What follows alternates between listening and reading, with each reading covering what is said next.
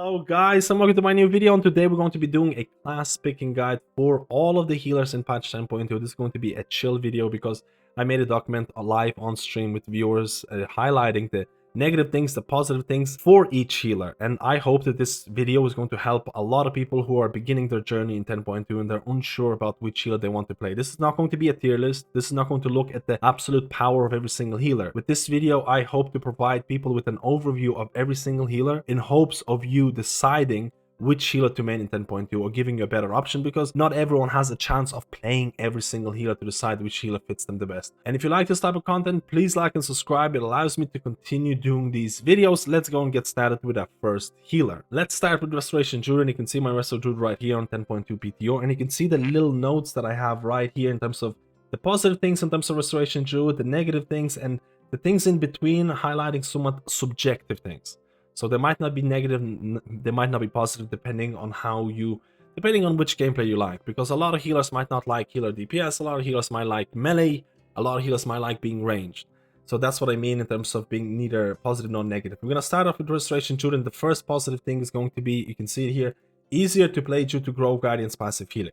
So Grove Guardians introduced in 10.17 is something that is becoming of a staple for Resto Druids because they're building on Grove Guardians further in 10.2. Now, they nerfed Grove Guardians in 10.2, but they put in a lot of the power in your 2-set bones. So Grove Guardians is still going to continue to be an emphasis of Resto Druid gameplay, and you might like it or you might hate it. Grove Guardians, you can see here, I have 3 charges of Grove Guardians and I can use them, and they're going to last for 15 seconds and the recharge rate is going to be 20 seconds. So the uptime is quite high. For example, you might be approaching a trash back pull in something like Mythic Plus content and everyone's taking an insane amount of damage. You can use all of your Grove Guardians at the same time. Or if you feel like you're doing a content where there's continuous AoE damage happening, you might spread your Grove Guardians in order to get... You have to remember, Grove Guardians are going to cast things like Swiftman, they're going to cast Wild Growth, and Wild Growth if you have Wild Synthesis talent, and they're also going to cast Nourish. And it's important to look at Nourish because Nourish is going to work with your 2-set bones. So there is going to be an incredible amount of passive healing that you can get from these things as Resto Druid, both in raids and Mythic Plus content, depending on which build you run. And I'll talk about some of the builds I was testing out. High HPS due to Tree of Life, Grove Guardians, plus tier set bonus, plus Reforestation. I'm not 100% sold on Reforestation, whether it's going to be included or not. This is a big disclaimer. I'm not sure what the best talent build is going to be.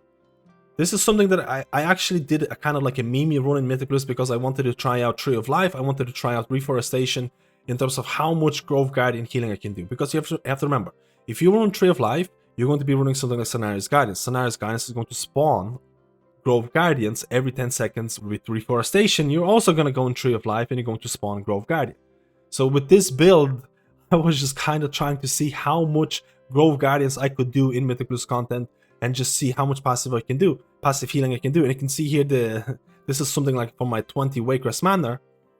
This is how much Nourish, like it's an atrociously crazy healing breakdown if you really think about this. I don't think you're going to expect this in every single dungeon depending on the build you're running, but just to showcase how crazy it can be. This Nourish, majority of it is coming from your Grove Guardians. So it's kind of wild in terms of how much passive healing you can do depending on which build you're going to end up going. Again, big disclaimer, throughout this video, I'm not showing what the best builds are going to be, what the best talents are going to be. Anything is subject to change. I'm just telling you, I tried out multiple different meme builds, and this is something that I got. So Grove Guardians can provide a lot of passive healing both in raids and Mythic Plus, depending on which build you're running. You can use Grove Guardians in something like different forms, which means that, again, I'm not sure what the best DPS build is going to be, but you can use them in different forms, which means that you can spend more time DPSing if you wish to do that. I actually think that's one of the reasons why I introduced Grove Guardians, in order to allow you to shift more and also to help you to deal with unexpected damage. For example, you're in your feral form, you're providing damage, you're memeing around, something happens, people take damage, and you're like, I don't want to shift out of my form, I'm just going to use my Grove Guardians, they're going to heal up the party or the people and things like that, and I'm just going to continue DPSing. That's one of the reasons why I think Blizzard introduced Grove Guardians in the first place, because that kind of gameplay was really punishing before Grove Guardians was introduced. This is a little bit more around Mythic Plus than Raid. In Raids, I don't think healer damage is as important unless you're doing like really high-end content, and this is more about which class you would prefer to pick. Keep in mind, Resto Druid still has the core gameplay in terms of you have Fluorescence, you have Live Bloom, you have Rejuvenations, you have Wild Growth, you have Regrowth, you have a lot of HOTS in terms of healing over time, and The gameplay is something that you're either gonna love or hate in terms of letting your HOTS do the work. A lot of the times, if you know what the damage patterns are going to be like in raids or Mythic Plus content even, you can let your HOTS do the work instead of just being like, hey, this person is 90% HP, I'm going to cast my regrowth to keep them full HP. Again, this can be different depending on the raid situations if you have other healers, because they might be sniping you and things like that, but I'm just showcasing that Resto Druid still has that healing over time type of gameplay, and you're either gonna resonate with that or you might hate it. In terms of utility, I think Resto Druid provides good utility. Battle Rest, pushback with Typhoon, Incap and Stampeding Roar, you have Soothe, you have Mark of the Wild. This is a big one. This will get you invited both in raids and Mythic Plus, because you need to have, in a lot of cases, you'll want to have Mark of the Wild because it's a very significant raid buff. It's very, very nice, so you'll want to have a Druid in most cases. Iron Bark in terms of tank defenses, in terms of defenses you can use on other people. I didn't talk about CCs because every single healer has CC options, so I don't think that needs to be included in the list so far. And in terms of other good things, good mobility. I think mobility is important because I enjoy healers that have good mobility in terms of, you know, getting from A to B faster. For a lot of people, for example, Priest might be considered a healer that has the least amount of mobility when compared to other classes, which can be kind of confirmed if you look at something like Mythic Razaget, where mobility was really important and Priests were kind of lacking in that situation. If you're a type of healer who enjoys mobility, Resto Druid is pretty good. If that could be a deal breaker for a lot of players. In terms of negative nor positive changes, possibly less reliance on Flourish due to nerf, less punishing gameplay. Flourish has been changed. It used to be 1.5 minute cooldown, and it used to be very strong. Or at least they nerfed Flourish in terms of what it provides, in terms of the power, but they reduced Flourish cooldown from 1.5 minute to 1 minute. So now you can use Flourish more often. If Flourish becomes the way to go in Mythic Plus and raids, you can use it more often, but it's not as impactful as it used to be, which you could make a case that if you're playing Resto Druid in raid situations in 10.17, if you mess up your Flourish, it can feel really, really bad. If you mess up your Flourish in 10.2, it might not be as punishing as it was before. You could make that case, which can either be good or bad. A lot of people enjoyed the emphasis on Flourish in 10.17, so some people might like this, some people might not, again, depending on which type of gameplay you like. High skill ceiling for optimal DPS, Heart the Wild plus playing around Grove Guardian. But it's possible that something like in Mythic Plus that Heart the Wild might be a thing. It's possible that Heart the Wild is going to be something that you pick in order to optimize your DPS. I'm not sure what the best DPS build is going to be for Resto Druid, but historically speaking, Resto Druid would have to go through a lot of loops in terms of providing maximum amount of DPS. At the end of the day, if you're not caring about DPS at all, Moonfire, Sunfire is usually good enough for a lot of cases. If you're doing high-end Mythic Plus content, we'll have to see if there's going to be a lot of shifting in order to optimize your Heart of the Wild, which is going to be the best form. And again, I talked about Grove Guardians. You can use Grove Guardians in your kitty form or in any of the forms, shifting forms, which allows you to stay in those forms a little bit longer. And I think it's possible that maybe the biggest differentiating factor between a really good Resto Druid and an average Resto Druid, specifically for something like Mythic Plus content, might be something like how much damage they can output, how much uptime they can have in different forms, how they can optimize their Grove Guardian to extend their time in those forms. How can they optimize different DPS cooldowns? Because Resto Druid can have multiple different DPS cooldowns depending on which build is going to be the way they go. So I think the skill ceiling is going to be in DPS for Resto Druid, but that is still yet up to debate because we're not sure what the best DPS rotation is going to be. Is it going to be requiring you to shapeshift multiple times and things like that? We'll see. But if you don't care about damage, or if you're not doing really high keys and things like that, it doesn't really matter. Moonfire, Sunfire is more than good enough in a lot of cases. Making sure or babysitting your party in these weekly keys is more important than optimizing your DPS in a lot of the time.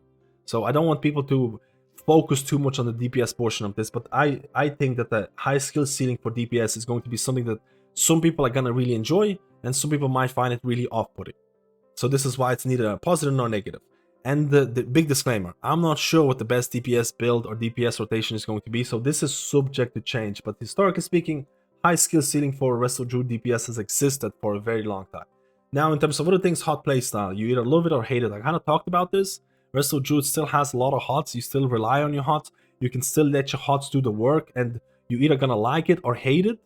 A lot of other healers, for example, things like Resto Shaman has a lot of direct heals. Resto Druid has a lot of instant cast heals. You can cast these heals while moving, things like that. You're mobile, so this is the type of class fantasy that you might resonate with or you might not like. Hots can be a dividing factor, and by hots I mean heals over time, so keep that in mind. In terms of negatives, hard to pick up interrupt without losing survivability. Now, it really depends on how high of a key you're doing. You can pick up your interrupt in terms of, again, helping your weekly pug group, and you can have macros to help you with using interrupt. You can absolutely do that. But in really, really high keys, it might be a little bit difficult, and not having an interrupt in high keys can be a little bit awkward. And the last one can have mana issues with spamming or pre-hotting too much, and I think this is going to be very evident for anyone who's new for Resto Druid, because you can pre-hot, or if you know there's going to be damage happening in the next couple of seconds in terms of raids or Mythic Plus, you can apply your hots, because they're going to work with your mastery, and that's actually how you play your Resto Druid. You want to have hots rolling before damage happens in order to maximize your healing. And this has been kind of made a little bit easier with Grove Guardians in terms of reacting to that damage, but a lot of the times, especially in something like raid environments, if you're a new Resto Druid, you might be pre-hotting all the time, and you're just pressing rejuves all the time, and you can have mana issues. You have to remember that throughout Dragonflight, Resto Druids used to rely on Potion of Chill Clarity. They used to have embellishments that empowered Potion of Chill Clarity and things like that. And that used to be a big thing for a while until it got nerfed. You know, you have Rashok Trinket. We'll have to see how the trinkets in 10.2 in terms of mana regen are going to stack up. Again, we'll have to see. It's going to be balancing changes. But if you're a new Resto Druid, you can run into mana issues. But I think if you're a veteran Resto Druid, and with time, you're going to learn the damage patterns, you're going to learn when to pre-hot and when not to pre-hot, and you can manage your mana a lot better. But for anyone who's new, this can definitely be an issue, but with time, I think you're going to get a lot better. And now let's go to Resto Shaman, and we're going to start off with the list. We're going to start off with the good things for Resto Shaman coming into 10.2. And you can see here, good utility. Resto Shaman still has a very strong utility. It's one of the utility kings if you really think about it, in terms of he has Bloodlust, he has Stun Totem, he has Thunderstorm, which can be used as a way to knock back mobs or knock them up in order to provide Disrupt. You have Purge, you have the best healer interrupt, which can be a huge deal when it comes to something like random pugs, because you can sometimes solo interrupts, and that can be... You have to remember, an interrupt is basically healing someone because you're preventing damage. So again, you have a really good interrupt because it's range, it has a relatively long, short cooldown. You have Windrush, which is probably a bigger deal in something like raid environments and things like that. You have Reincarnation, which means you can die and just quickly accept take Reincarn or Ankh, and then no one knows what's going on. So I've seen that. I see a lot of people doing that. Spirit Link Totem. Now, Spirit Link Totem, I think, is actually going to gain value in 10.2 because all of the other healing or HPS or damage reduction cooldowns for other classes, they're getting nerfed, and Spirit Link is somewhat untouched.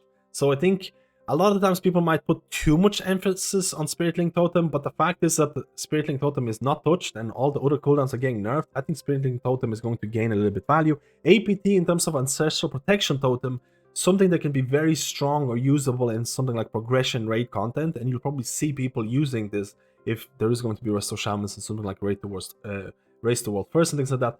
Earth and Harmony. Now I included Earth and Harmony because if you're using Earth Shield and you have Earth and Harmony talent, that's going to provide 6% damage reduction. So that's something that happened in the last couple of patches.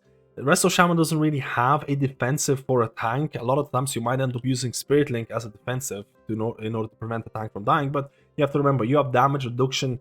This is something specifically that people will use in Mythic Plus content. Oh, and I completely forgot, but I'm going to include this in the list, and that is Ancestral Vigor. If you do end up picking up these talent points, they're going to increase your party's HP based on the heals and things like that, which can be situationally strong, whether you're doing raid or Mythic Plus, whether you're doing progression, and this can definitely add value to your Resto Shaman. Passive healing and damage with Acid Rain and Ancestral Guidance. And I include this as a positive. Some people might not like that because it does include damage, but I think the meta or healers have kind of started heading in the direction of, can you provide damage and healing at the same time? Now, Acid Rain is a big deal in Mythic Plus content. Acid Rain is going to, you can use your Healing Rain, and that's going to provide damage and healing.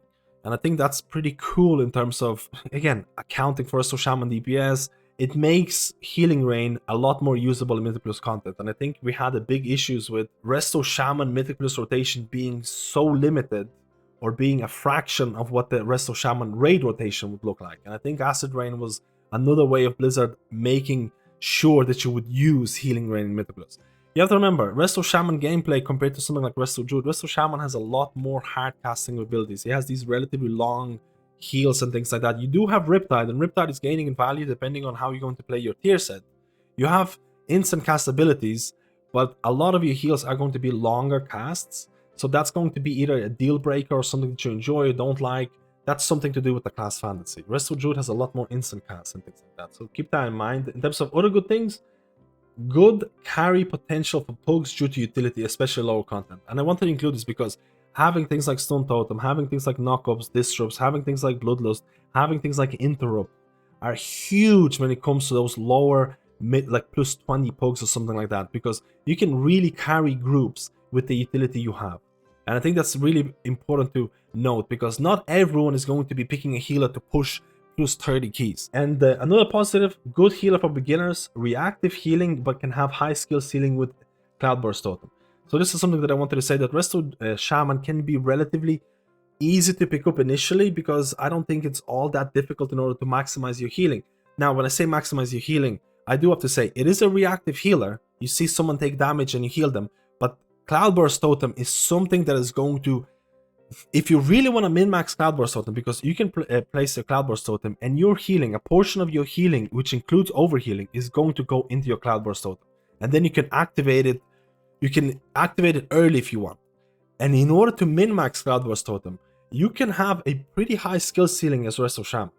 But for anyone who's looking to pick up Resto Shaman for the first time, you can just press, like for example in Mythic Blue, you can just press your Cloudburst Totem on cooldown and hopefully it's gonna go in and heal people.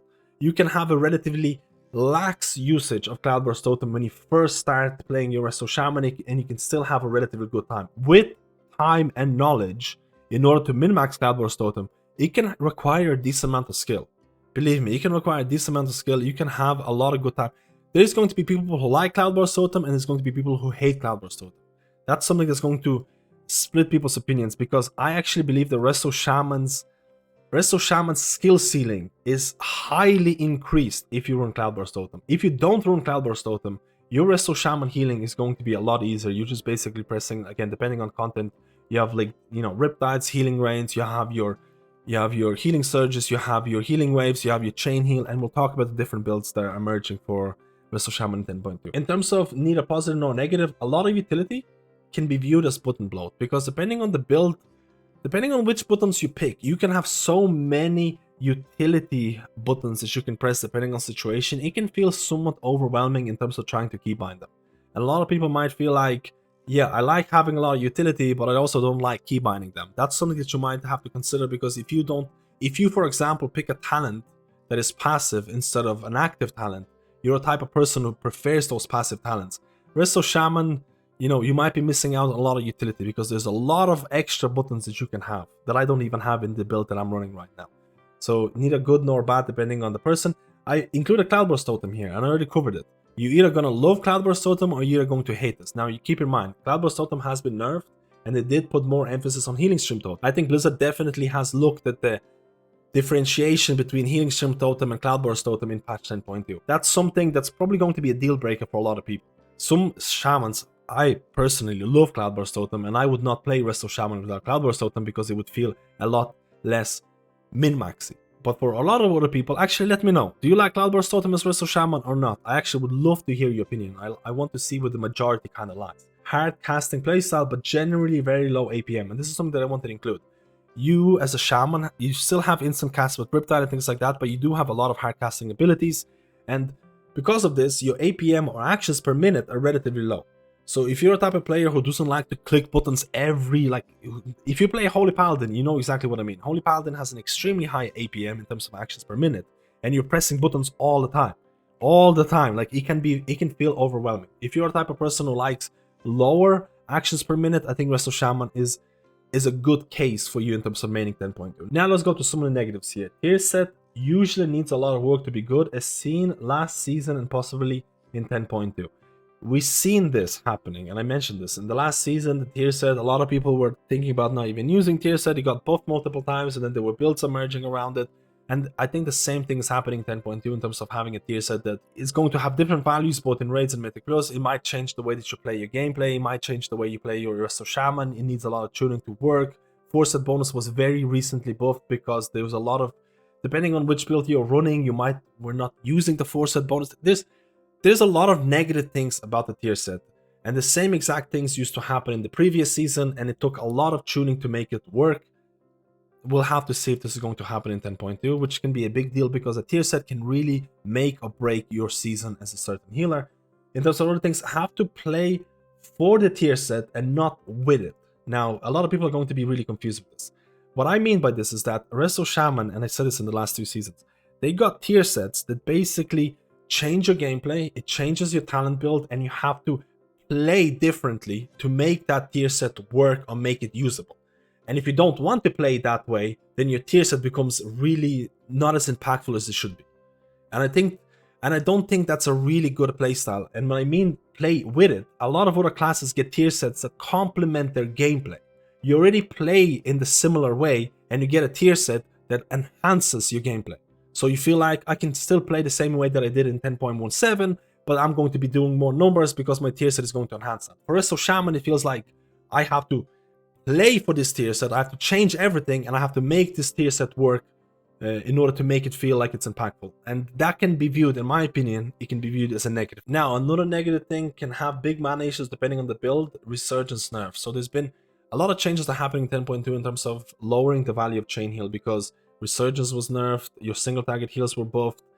So this kind of pushed back or made a lot of builds that don't use chain heal a lot more viable. Now, Blizzard has buffed chain heal by 20%, but even if you do run that chain heal build, you can have mana issues for multiple different reasons. And I'm hoping that Blizzard is going to address this. I'm hoping that they're going to try and fix this because, for example, on live servers, if you're running 10.17, if you're doing high-end Mythic Plus content as Resto Shaman, you can run a build where you're spreading your Riptides, where you might run something like Primal Tide Core, where you're using something like Primordial Wave, you have your Cloudburst, using your Healing Wave, and that's going to feed your Cloudburst, and you're playing this build where you don't really cast Chain Heal. That's a very viable build for high-end keys and Mythic Plus content on live servers. This might be something that you might use in 10.2 as well in Mythic Plus. It might be something that you might use in raids. Maybe you'll use the Chain Heal build if you can manage your mana a bit better. It all depends if Blizzard is going to look at the mana resources for Restoration Shaman. Maybe as a Resto Shaman when it comes to 10.2 is going to run a build purely because of saving mana, because they want to save mana, because they can't sustain the mana. So that's something, that's a big if. I'm not going to elaborate on this too much because I do think Blizzard is going to address this in the future, at least hopefully it's going to address it in the future. I'm hoping that you're still going to have multiple different builds as Resto Shaman. I'm hoping you're still going to be able to play this. Based on my testing, I was testing out builds without Chain Heal and I still was having a good time. That's specifically in Mythic Plus content because I was testing Mythic Plus more than raids. We'll have to see how that's going to go in raids. And in terms of the last negative, setup time for AoE healing with Riptide Primordial Wave build can be punishing. So if you end up running that build where you don't really use Chain Heal because you don't have the Chain Heal talent and things like that, the setup time in order to provide AoE healing, you have to make sure you have Riptides on people, you have to make sure you press your Primordial Wave, you have to make sure you press your Healing Wave, that's going to do splash healing and things like that. It can take a little while, especially if you don't have Riptides out, versus something like pressing Chain Heal. But maybe Chain Heal is going to be too expensive or going to be relatively awkward to play. So this is going to be a negative, but this could be very easily changed by few balancing changes or tuning. So these two negatives here could be deleted with a couple of small changes or a couple of changes that Blizzard could implement in the next couple of weeks. So don't pay too much attention here right now because I do think that Blizzard is going to help with these, or at least I have a hopium of hoping with this. So if you like Resto Shaman, if you like this type of healing, if you like the utility, if you like the relatively long cast, if you like the low APM in terms of actions per minute, I think Resto Shaman could be a very, very solid healer that you can pick. And the tier set is pretty cool looking. That's an advantage in my opinion. So now let's talk about Mistweaver Monk in terms of negatives, positives, and the things in between. So improved survivability in 10.2, Calming Presence, buffs to Calming Presence, buffs to Bounce Back, and the rework to Expel Harm. I think Blizzard has looked at the survivability of specifically melee healers, and I have to say that Mistweaver Monk, if you enjoy melee, I think Monk can be a good choice. But if you don't like melee healers, I would probably stay away from Monk because there is a lot of emphasis around staying in melee. There's probably going to be a different build in raids and Mythic Plus. We'll have to see if there's going to be more changes. But generally speaking, it is a melee healer. So if you enjoy that playstyle, Monk can be really, really fun. In terms of rework, when it comes to previous patches, Healing Elixir has been reworked. A lot of the times you could consider Mistweaver Monk as being a relatively squishy healer. You do have a lot of cooldowns depending on the build you run, but Healing Elixir was something that you would use a lot in the previous patches because it was off GCD and it was very easy to min-max it. Now, Healing Elixir has been changed, and a lot of people might view this as a negative thing, but overall, the buffs of these spells and talents and things like that, Blizzard is definitely trying to increase the survivability of monks in 10.2. You saw it in terms of nerfs to Holy Paladin, in terms of Sanctified Plates. So they're trying to keep the balance between melee healers, in my opinion, relatively close. In terms of other things, again, this is somewhat subjective, but spin to win can feel great. Phalanx Stomp plus Awakened Phalanx plus Spinning Crane Kick. So this is something that a lot of Mistweavers would run in Mythic Plus content in terms of Phalanx Stomp, in terms of Awakened Phalanx, which means that if you have a large trash pack, you can just press Phalanx Stomp and just Spinning Crane Kick, and that would do a lot of healing depending on how many mobs you can have. And this build can feel really satisfying because especially if you're doing lower end content in terms of Mythic Plus, this can be enough a lot of the times. This can be enough in terms of providing damage and healing. Of course, you have multiple different ways of optimizing your Red Crane and things like that in terms of optimizing your... You have to remember, if you run, or depending on the build, you will have things like Red Crane and something like Mythic Plus content. You might have something like Yulon in raids. We'll have to see, but in order to min-max your Red Crane, because depending on talent you pick, you might have 1 minute Red Crane, and you're going to have a window where you really need to min-max Enveloping Mist, Enveloping Breaths, and things like that. So it is a relatively... You have to pay attention to it, but I really like that spin to win type of gameplay because I do think it's impactful. I also think that, like, for example, if you have like Renewing Mist on targets, that's going to give you 3 Harmony from the 2-set bonus. That means it's going to increase the healing on them by 50%, and then you have like Vivacious Vivification with instant cast Vivifies. And it can feel like you can have a nice flow in terms of providing damage and healing as Mistweaver, especially when it comes to Mythic Plus content. Tier set feels impactful. I talked about this in terms of the tier set for the 2-set and 4-set bonus. They've been reworking it, they've been changing it. I like the tier set overall in terms of min-maxing, in terms of getting value out of it. I do think that the 2-set bonus by itself, especially like in Mythic Plus content, I talked about this. You apply Renewing Mist, that's going to apply Chi Harmony on people, and then your instant cast Vivify actually moves bars. And I think that feels really interesting. And I think the tier set bonus overall, I think most people will consider this as a pretty decent tier set bonus for classes, for Mistweaver Monk specifically. In terms of other things, high mobility, Transcendence can be OP. We talked about this. A lot of healers or a lot of players who play certain classes, they want them to have mobility, or mobility might be a big deciding factor. Monk has a lot of mobility, especially if you can play around your Transcendence. This can be actually game breaking depending on dungeon or raid content you're doing in terms of min-maxing your healing and damage. So you can play around that. I think it's really fun in terms of min-maxing those abilities. In terms of other things, healing through damage, we talked about this. I talked about the Resto Shaman, Acid Rain, and Social Guidance things. I think the meta, or I would consider this to be a plus, because I think the meta for healers is heading towards, can a healer provide healing and also provide damage at the same time? It makes it a lot easier in terms of min-maxing your overall throughput, because especially in Mythic Plus content, if you're running that Phalanx Stomp build, if you're running that Ancient Teachings and things like that, the amount of healing you can do and damage at the same time is pretty substantial. I think that adds to the class fantasy, and it adds to that meta and things like that. And again, for me, that's a plus, but for other people, that might be something somewhat debatable. Now, in terms of things that are neither negative nor positive or somewhat subjective, different playstyles for raid and Mythic Plus can add variety or split people. So this is a pretty big one, because I've been looking at some of the logs. I've been looking at some of the 10.2 logs, both for raids and Mythic Plus, and there is still a different playstyle. In Mythic Plus, a lot of the times, Phalanx Stomp and dealing damage and healing through damage is pretty substantial. In raid situations, you might be running something like Yulon and Clouded Focus build, which means you still have to stay in melee, because if you're running something like Rising Mist, you still want to use your Rising Sun Kick. But your playstyle, or your ramps, or your 1 minute ramps are going to be very different. For example, in raid situations, you'll be maintaining Renewing Mist, and then you have your Yulon, you press your Yulon, and then you're hard casting Enveloping Mist on a lot of different people in order to optimize your Enveloping Breath, and then you're extending that with Rising Sun Kick, and then you go into your Clouded Focus in terms of Soothing Mist, Enveloping Mist, and then spamming Vivifies. That might still be the playstyle. I'm not 100% sure, because it did change a couple of things in terms of Clouded Focus in the recent build. So that might still be the playstyle when it comes to raiding situations, which means you're a lot more stationary, and you still have to stay in melee, but you're a lot more stationary. And in Mythic Plus, you have a completely different playstyle. Some people might say, hey, I really like this. It feels like you're playing different classes altogether, because in Mythic Plus, it feels like a completely different playstyle to something like raiding. That's up to you to decide. And we'll talk about this a little bit more. Another thing, utility. Now, in terms of utility, I didn't put it in positive or negative because of multiple reasons. So utility, Ring of Peace with something like Paralysis can also be very, very good, but I didn't include Paralysis here just because of the fact that Most other healers have CC as well. But Ring of Peace can be really good depending on situation in terms of pushing mobs from Sanguine, multiple different ways of optimizing. Mystic Touch can be strong if the melee meta is going to be a big thing. To some extent, you'll have a guaranteed spot in raid situations as a monk. You need to have a monk for Mystic Touch.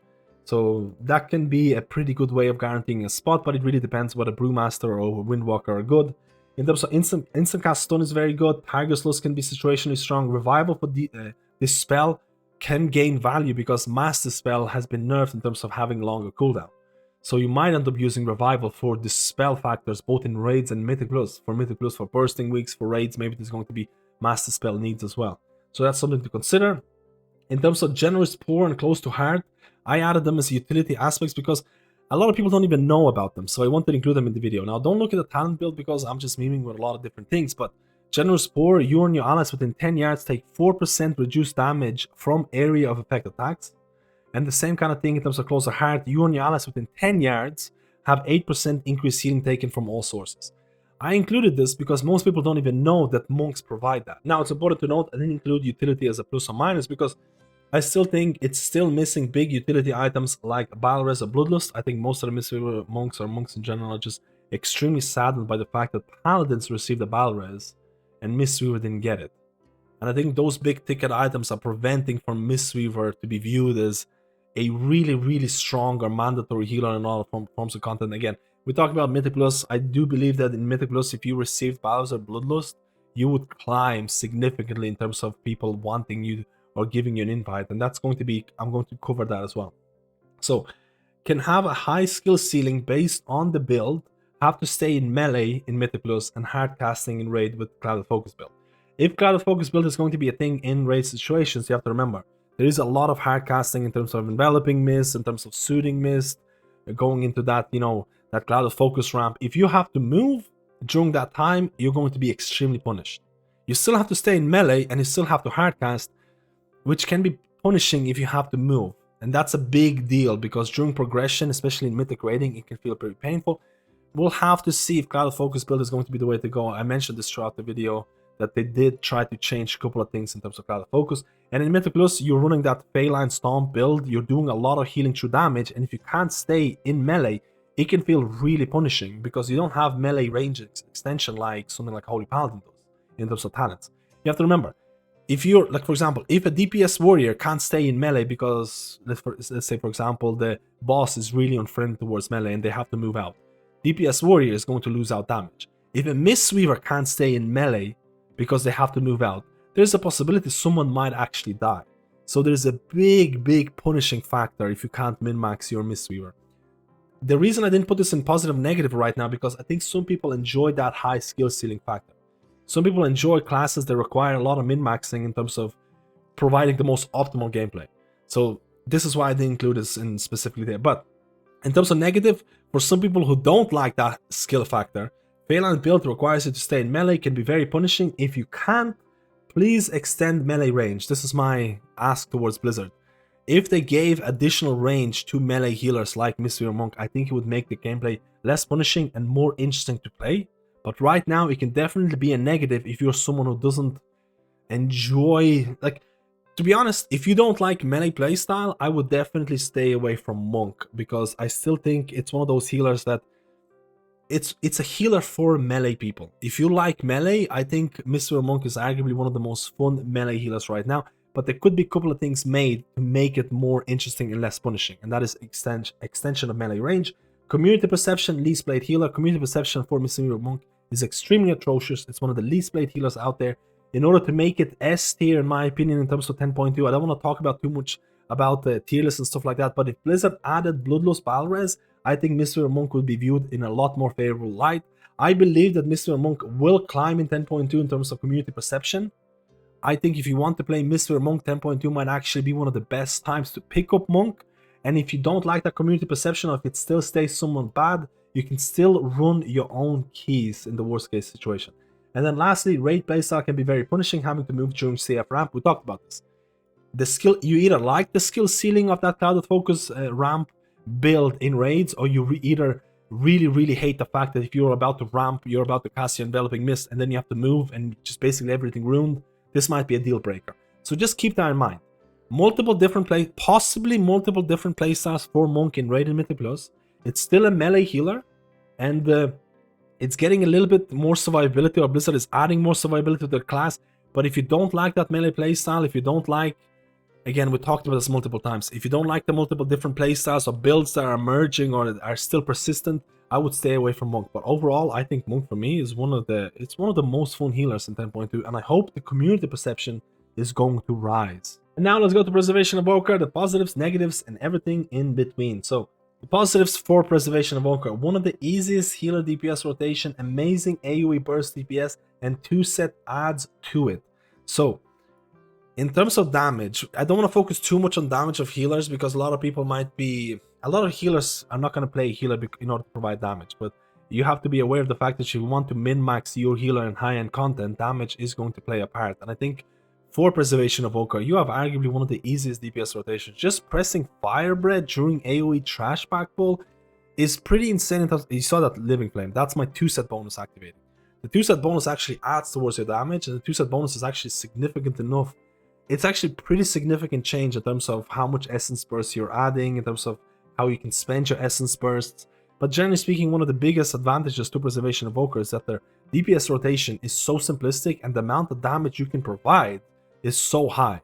When you compare it to other healers who have to jump through hoops in order to achieve similar damage to Preservation Evoker, you can definitely see or feel as a positive. Now, in terms of utility for Preservation Evoker, you have good utility because you're one of the few healers that have Bloodlust. You have a pushback, you have time dilation, which is a very strong defense that you can use on a relatively short cooldown. You have knock up, you have Zephyr, especially strong in like Mythic Plus content, stuff like that. And you have an all dispel button with cauterizing flame, which can be very usable, because no healer can dispel everything, and this includes bleeds as well. So there is a lot of value to cauterizing flame. Blessing of the Bronze is a question mark. I don't think it's all that strong. It can be situationally strong, depending, like for example on Mythic Razagate and stuff like that. It can be pretty good, but it doesn't really compare. And Rescue also question mark, because it can be really strong depending on situation, or sometimes it might not be even picked. So I still felt it's worth including it, because if you have fights like, again, I always come back to Mythic Razagate. That was one of the fights that was made for Preservation or Evokers in general, because things like Rescue were so impactful. Now, in terms of other things, you do have high mobility with Preservation Evoker. You can actually pick multiple different builds which can provide more mobility to the group and things like that. But you do have things like Hover, which you can cast on the move as well. But it's important to note, you cannot cast your empowered abilities during Hover, and your empowered abilities, they have the true potential, true power of the class. So that's something that you have to keep in mind. In terms of other things, so many Essence Bursts from 2-set leads to interesting ways of spending. So I talked about the fact that your 2-set bonus, empowered spells cause up to 5 Living Flames at enemies or allies struck at 40% effectiveness. Those Living Flames have a chance of proccing Essence Burst. That Essence Burst can be used in multiple different ways. It can be spent in multiple different ways, and it also leads to different gameplay that you can use in Raid and Mythic Plus. Again, we'll have to see exactly how the gameplay is going to change, but there is a possibility that you might have something similar like Mistweaver Monk. For example, based on the logs that I've checked out for Preservation Evoker in Raids, a lot of people were running this. If you get Essence Bursts, a lot of people were running, if you get Essence Bursts, you're going to be spending, again, I didn't get an Essence Burst there, but you're going to be spending it on something like Emerald Blossoms. There is an Emerald Blossoms build that you can run in raid situations, and that was pretty popular based on the logs that I've seen. In Mythic Plus, you might not run that. Maybe there will be situations where you're going to have a melee heavy comp, which could happen, but you might not run a Emerald Blossoms build in Mythic Plus. You might run that Stasis build. You might run more hard casting echoes and things like that, more casting reversions because of Grace Period. So there might be different builds for Preservation Evoker when it comes to Mythic Plus and Raids, which also could be interesting, but that is up to debate still. Amazing 2-set bonus, lackluster 4-set bonus. While I talked about the 2-set bonus and it feels really nice, the 4-set bonus needs tuning. Playstyle evolves around empowered abilities, can feel stressful when on cooldown. You have, again, Preservation Evoker is going to be a healer that you're either going to love or hate, because you have multiple of these empowered abilities. They have they're around 30 seconds depending on which talent build you're running and things like that. But if you use up all of these empowered abilities, you have, in terms of healing, you have Spirit Bloom and you have Dream Breath. So if you use up these abilities, you can feel a little bit like naked almost. You're like, what do I do now? People are still taking a ton of damage. How am I going to catch up right now? This is something that I've seen a lot of new players running into because they use up or they use their empowered abilities and they're kind of panicking afterwards. They're not sure what's going to happen. And with time, you can play around this a lot better. You can play around your filler abilities and things like that. But initially, if you pick up your Preservation Evoker, you can fall into this. With time, it's going to feel a lot better. Now let's move on to the next thing. And here you have Emerald Blossoms build in Raid. Might split people's opinions versus the Stasis build. I should not include or mention Stasis build because it's going to confuse people. It's not the right terminology. I'm going to delete it. But the general consensus in patch 10.17 right now, if you're Preservation Evoker, if you're raiding, you have multiple different options in terms of how you want to raid heal. You could use an option where you're applying as many echoes as possible, using a temporal anomaly, you're using Resonating Sphere, and then you're pressing your Spirit Bloom. And that's one common way of healing as Preservation Evoker in patch 10.17 because the tier set empowers your Spirit Bloom. What's going to happen in 10.2? Are you going to have multiple of these options? Let's say for the argument's sake, you might only have an option, or the most optimal build in 10.2 might be something like Emerald Blossoms in raid situations. So this is why I include this here, because this is neither positive nor negative, because if you like Emerald Blossoms, you're going to enjoy that shift in gameplay. This is kind of hypothetical because I'm not sure, or the tuning is still ongoing, so I'm not sure what the best build is going to be in raids as Preservation Evoker. Based on my testing and based on all the logs that I've seen, a lot of people opted for that Emerald Blossoms build in raid situations. I'm hoping you're still going to have multiple options in terms of how you want to heal in 10.2, but that is not guaranteed. This is why I included this section here. Other things, in terms of negative things for Preservation Evoker that you need to keep in mind. Range limitation, 30 yards to most spells. Dream Breath can be annoying to use. So, because this is basically the class fantasy, the Blizzard they kind of cemented the fantasy of Preservation Evoker having this range limitations. I don't truly believe that this makes the class feel more impactful or more fun or more interesting to play.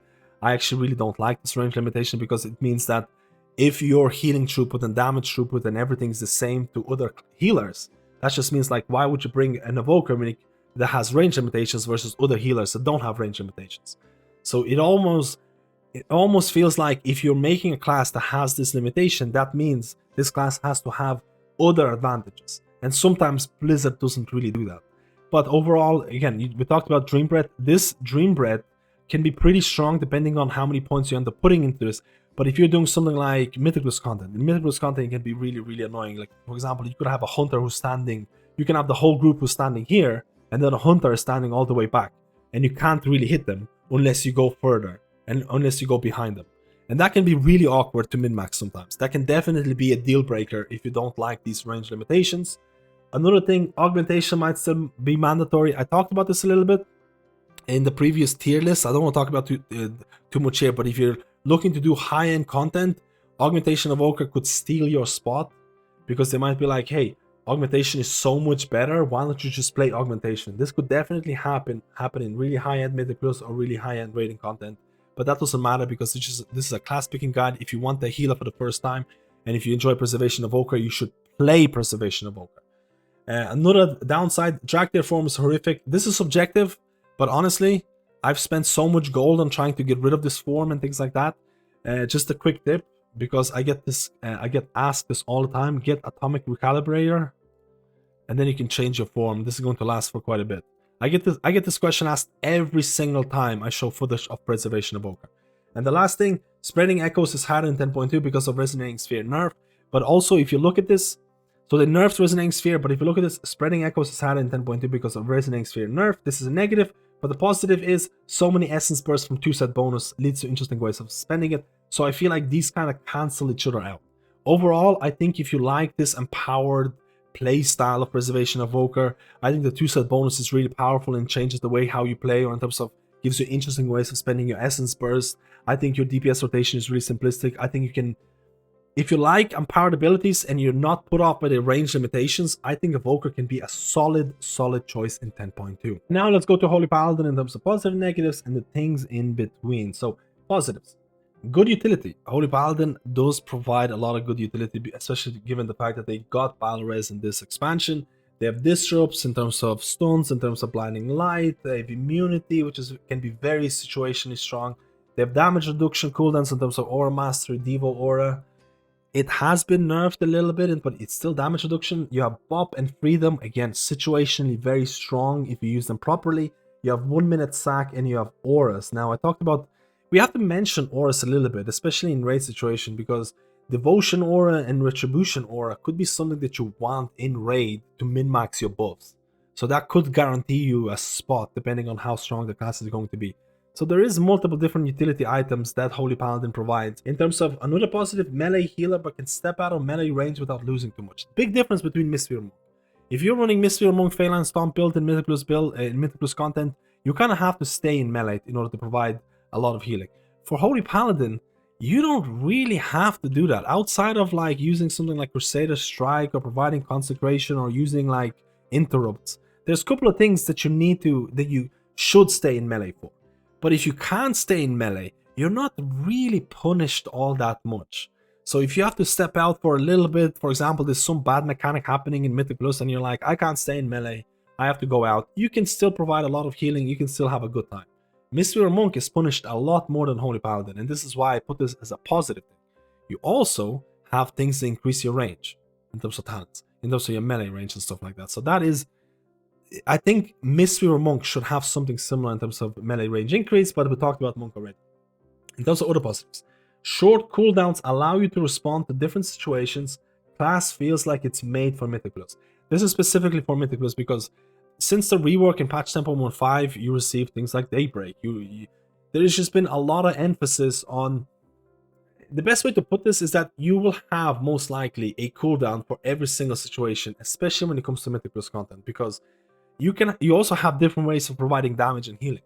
But having Daybreak, Divine Toll, Tears Deliverance, Aura Mastery, Wings, there's just a lot of buttons you can press. It just feels like you're never short of an ability.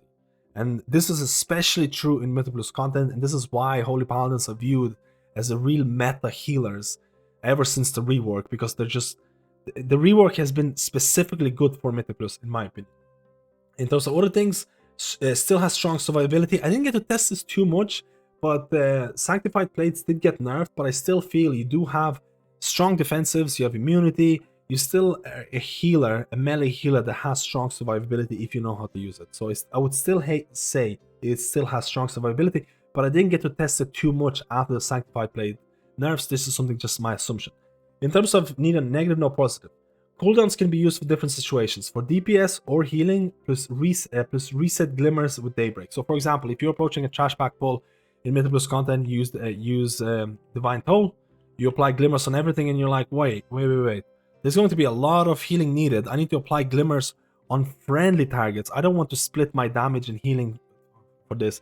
I'm going to use Daybreak. I'm going to reset it. So you have Daybreak can be used as something to reset your glimmers, because glimmer healing is going to be impactful, or actually glimmer gameplay is going to be impactful. You want to apply glimmers for specific situations. If there's nothing happening right now in Mythic Plus content, you can apply glimmers on enemy targets in order to provide more damage.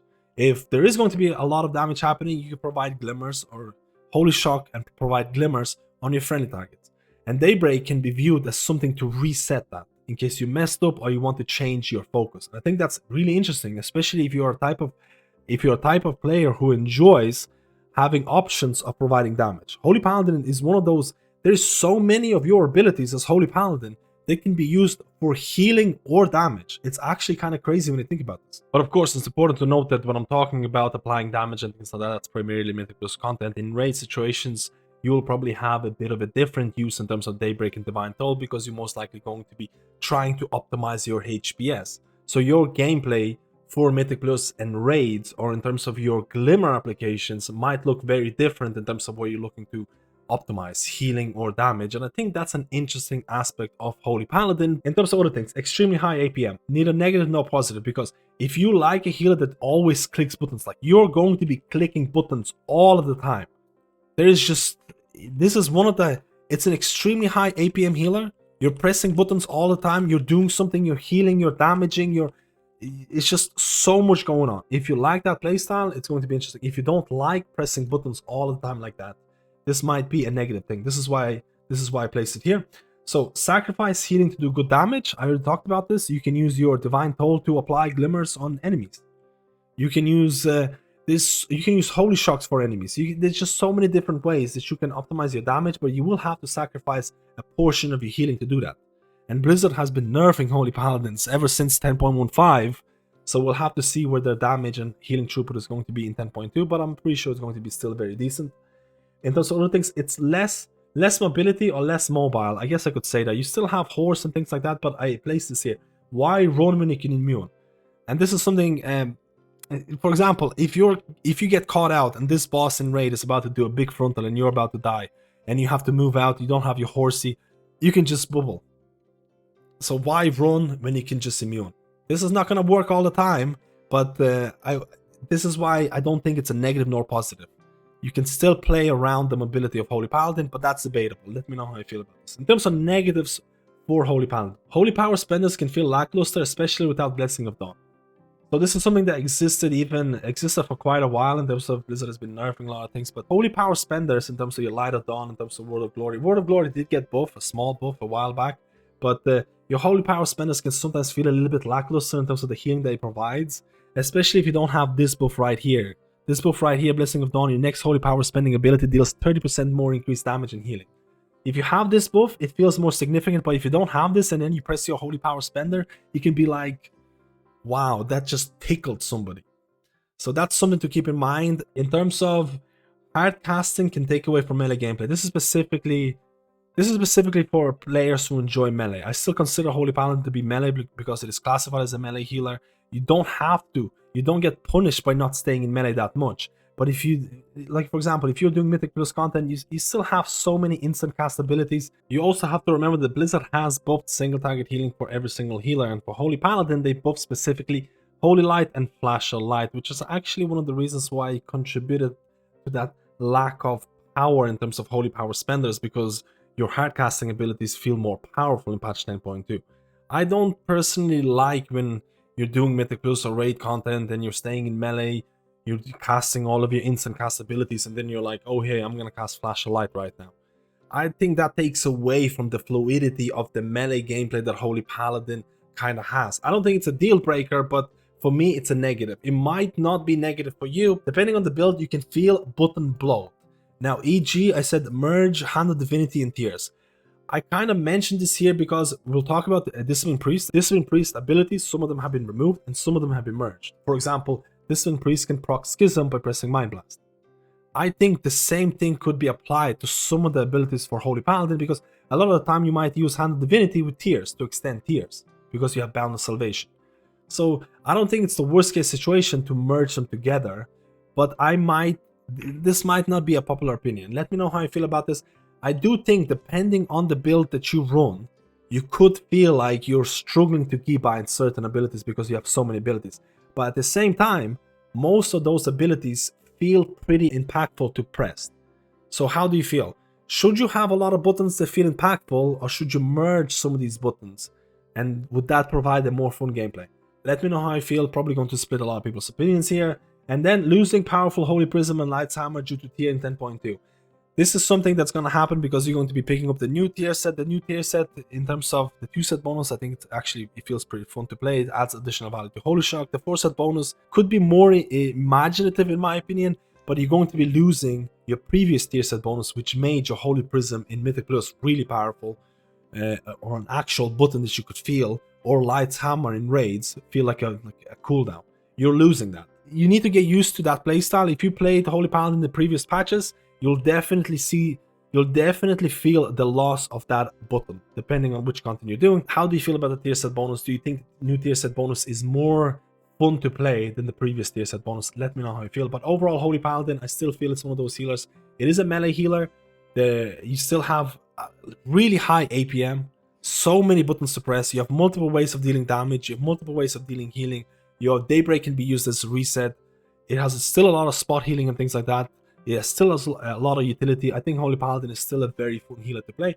There could be a couple of changes made to it in terms of Holy Power spenders, Holy Paladin, still a very solid healer. Let me know if you're going to main one. And now let's go to Priest, and specifically Holy Priest. Now I did split up the section for Priest or Holy Priest and Discipline Priest, so there's going to be a lot of similarities in terms of negative things, in terms of utility and stuff like that, so keep that in mind. But Holy Priest, best healer for beginners, very reactive depending on build like Lightweavers. Now, I'm not sure if Lightweavers is going to make a comeback or is going to be used in Mythic Plus or Raid. I did use Lightweavers in Mythic Plus, and again, the gameplay is something like Flash Heal Heal.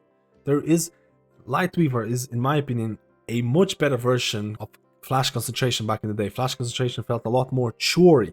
So I like Lightweavers. I like the fact that Holy Priest is probably the best beginner's healer because it's very reactive. You see someone take damage, you heal. Of course, there's going to be, with time, you're going to master the healer, you're going to get a lot better, but generally speaking, it's one of those healers that you can pick up initially and still have relatively good output and throughput, regardless of whether you know the fights or boss fights or damage output or damage patterns and things like that. And in my opinion, Holy Priest is at the top of the list of being the best beginner healer. And I don't think that's going to change. I don't think there's a huge amount of changes that are happening in 10.2. Now, in terms of other positive things, tier set bug fixes have made it much better, e.g. on average 60 procs per dungeon, and this, again, this is based on my testing in terms of Mythic Plus and those of the 4 set. In terms of how it works, basically, your Holy Word spells are going to be applying Renew, and that Renew is going to give you a chance of Renew Healing has a chance to cause your next Holy Word Sanctify or Holy Word Serenity to not consume a charge when cast and cost 50% less mana, accumulating up to 2 charges. And the amount of procs I was getting due to that fix in Mythic Plus content was significantly increased based on my previous testing. So the tier set is a lot better now because Blizzard fixed these issues, which is a good thing because previously the proc rate was really low. In terms of other things, good mana usage, only tested in Mythic Plus. Tier set helps with mana. So this is basically what I've seen in Mythic Plus content. I did not have that many mana issues as Holy Priest when it comes to Mythic Plus because I was getting so many tier set procs. And those tier sets were saving a decent amount of mana throughout the run. I'm not sure how that feels in Mythic raiding or raiding in general because I didn't get to test this. Let me know how you feel. If you tested Holy Priest in raid, how was your mana? How was your tier set? How many procs were you getting? Because I didn't get to look through too many logs.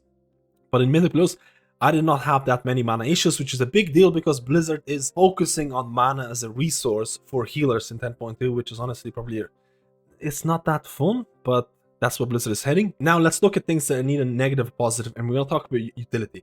I didn't place utility in the positive things because of multiple reasons. So utility in terms of PI, pretty significant. Power Infusion has been a very strong component of Priest utility for a very long time. You have Master Spell, which is 2 minutes now. You have Mind Soothe, you have Dominate Mind, which can be strong depending on, especially in Trashback pulls, it was used in the previous patch. You have Purge, you have Fortitude, which is again a pretty significant raid buff. I still think it's quite good. You have Disrupt in terms of fear, you have Grip, which can be situationally strong, and you have Symbol of Hope, which can be very situationally strong in raid content because previously Holy Priest has actually been included in some of the Race to World First mythic healing compositions, mainly because of Symbol of Hope and PI. So these are significant utility items, but the reason I didn't place them in the plus sign or the positive sign because PI, Master Spell, and Symbol of Hope have all been nerfed in one shape or in one form or another. So Blizzard has looked at Priest utility and they're like, maybe it's a little bit too strong because very few, you have to look at things like Master Spell. Technically only Priests can provide Master Spell. If you look at Revival for Mistweaver Monk, it can technically be viewed as a Master Spell as well, but it's not the same. So Priest has certain ticket items that no other class has, but Blizzard has also looked at this. But you can also say that PI could guarantee you a spot in Raid or Mythic Plus depending on the PI targets, and this is a big one. Power Infusion, even though it has been nerfed, you'll still probably want PI on certain classes in Raid. You'll probably still want PI in Mythic Plus. Does that mean Priest has almost a guaranteed spot depending on which content you're doing? A lot of people might hate or love Power Infusion. How do you feel about this? Because a lot of the times it's been the difference between Priest getting or becoming meta or getting an invite in a lot of content.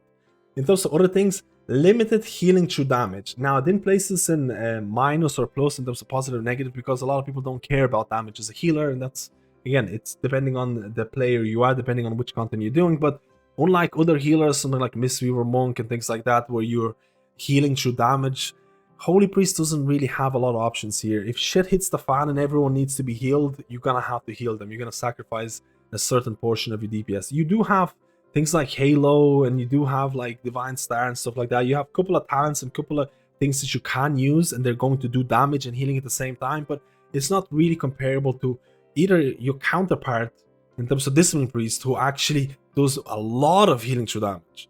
So for me, that's neither negative nor positive, depending on what type of player you are, but I think the meta is definitely heading towards more like, can you heal through damage type of thing. Priest has 2 healing specializations, can be good or bad.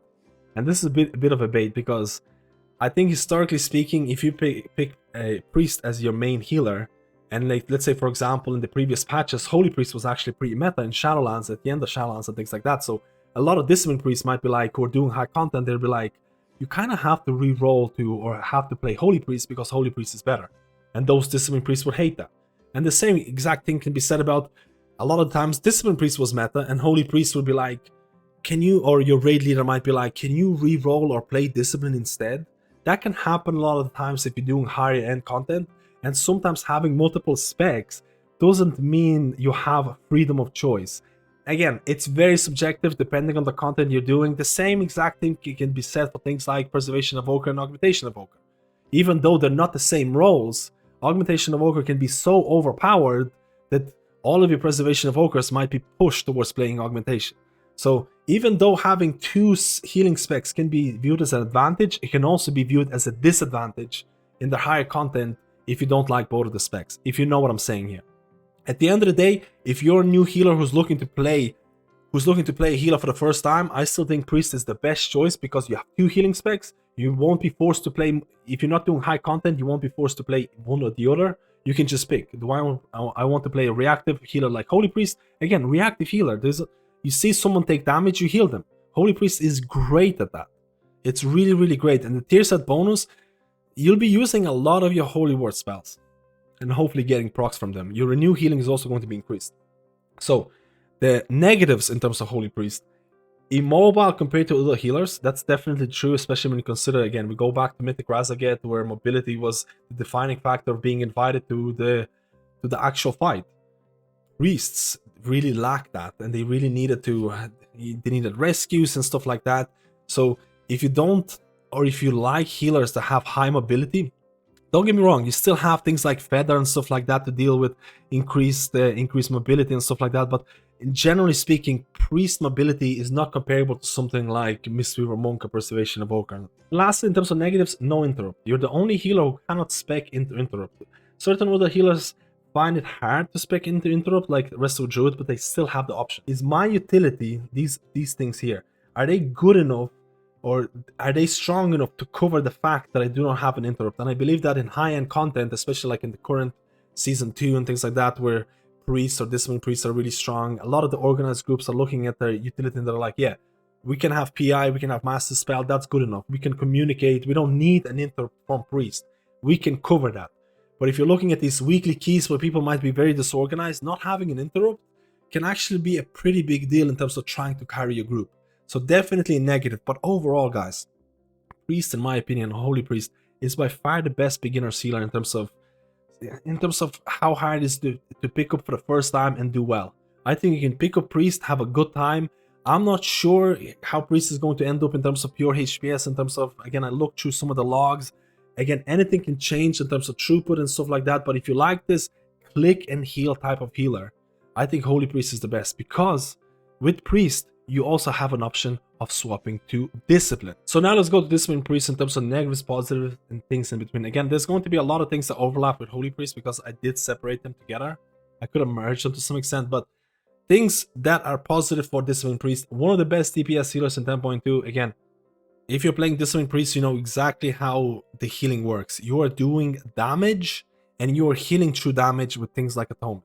That is basically the whole class fantasy of Discipline Priest. So if you're a type of healer, or for example, you might have played a DPS in the previous patches and you're looking at 10.2 and you're like, you know what, I would really like to play a healer that can represent DPS class, Discipline Priest is probably one of the best options here, because it's also getting a huge rework of being simplified, but big deal in terms of simplification. I'll talk about this.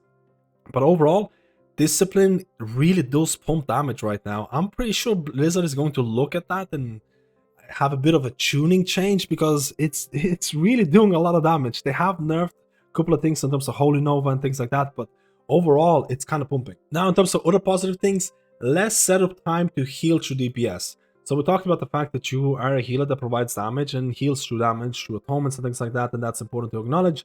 Now Blizzard has reworked or simplified the class in a significant way. They removed a lot of buttons, they removed Light's Wrath, they merged buttons in terms of pressing Mind Blast is going to proc Schism. You can proc Shadow Covenant by pressing things like Mindbender or Shadow Fiend, depending on which talent build you're running.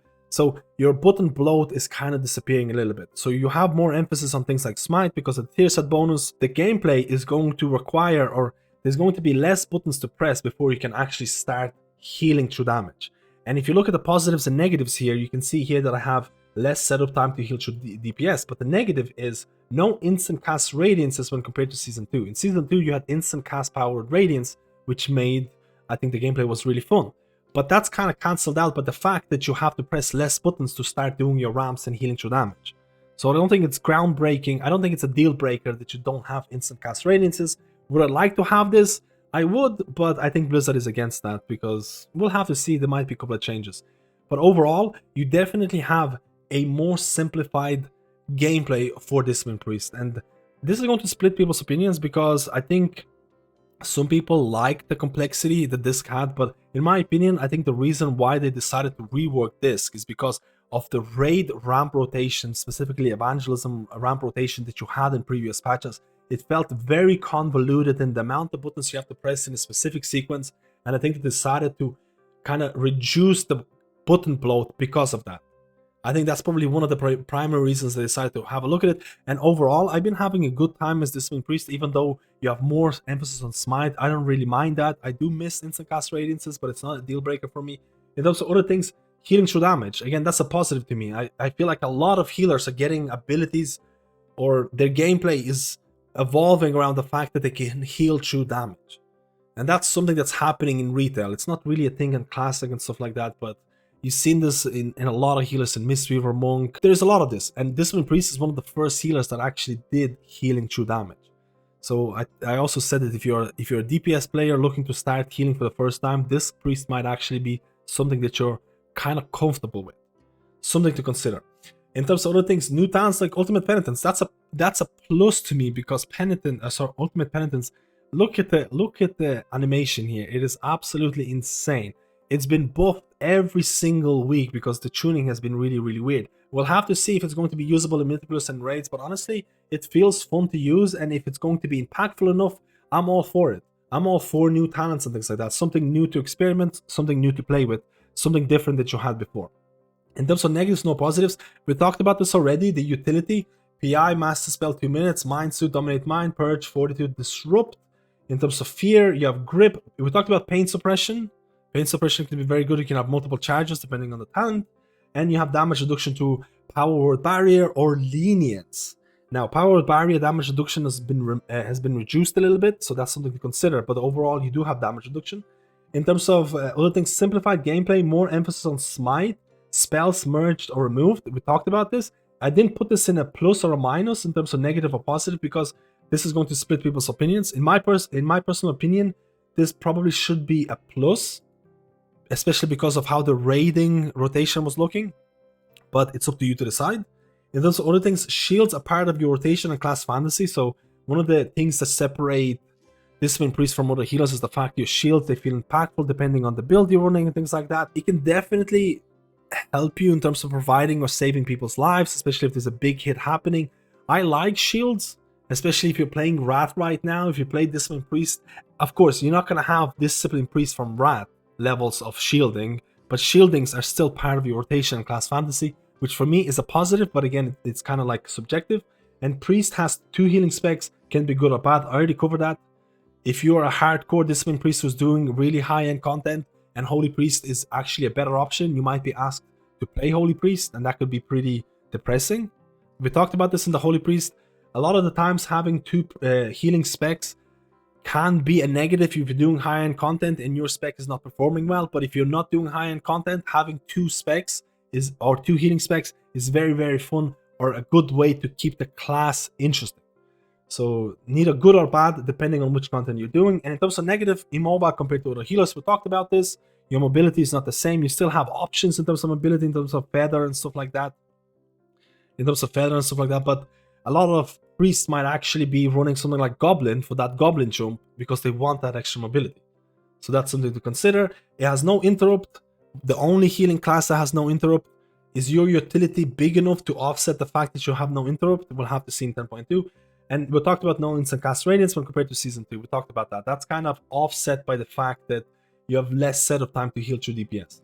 So overall, Discipline Priest, in my opinion, the rework has been very fun. I've been having a lot of fun with Discipline Priest in terms of the simplicity of the gameplay.